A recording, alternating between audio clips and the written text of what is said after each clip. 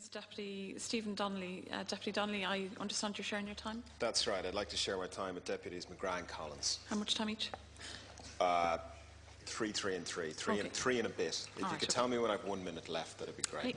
Thank you. As has been said already in the House today, the Nyberg report confirms what some people knew and what everyone suspected. A failure of the institutions of the state to protect the Irish people, ill-informed political decision-making, particularly with regard to the blanket guarantee, and a culture of greed and incompetence in the banking sector. The question now for us is, what can we do? What do we change now that we've had the Nyberg report? And to answer that, I'd just like to add a little bit of context. Yesterday, of course, we had the €3 million payoff for the Chief Executive of AIB.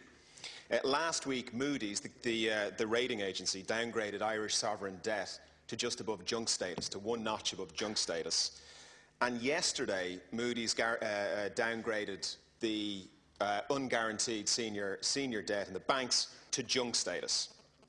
Now, the Minister, understandably, made wide reference after his announcement on the bank restructuring to the positive market reaction to that, and indeed we saw the yield on 10-year sovereign debt fall from 10.2% down to 9.1% last week, which was fantastic.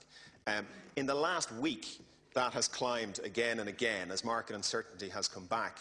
Today, that yield was back at 10.2%. In other words, every piece of market optimism, which was in reaction to the ideas from the government on the banking restructuring, has been wiped out in 2 weeks. In about 10 days of trading, it's been completely wiped out. So why is that?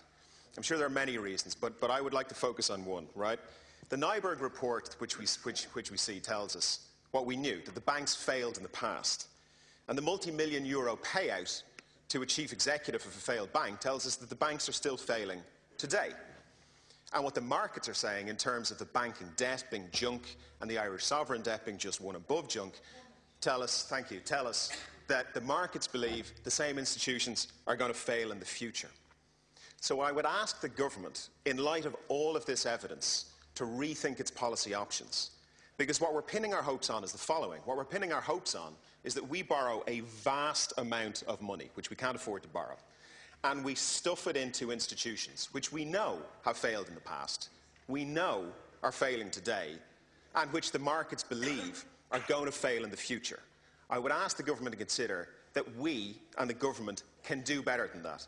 Now, the Minister, on one of the first days here, asked for ideas from the opposite side of the House. He said he wasn't hearing any ideas. So I'd just like to finish off with a few ideas which I offer to the government to consider.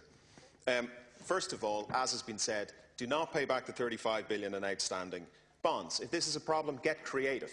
Think about something like freezing them for 5 or 10 years and finding a halfway house where we can take the pressure off. Implement a debt for equity swap on the others. Remove the sovereign guarantee from all of the banks bar one, maybe Bank of Ireland or AIB, but pick one and let's accept it'll be tough for a while, again minimising our liability. Set up the National Reconstruction Bank as a matter of urgency, as has been referenced in the programme for government. Take out insurance on the remaining bank liabilities, the commercial loans, the non-NAMA development loans and the mortgages.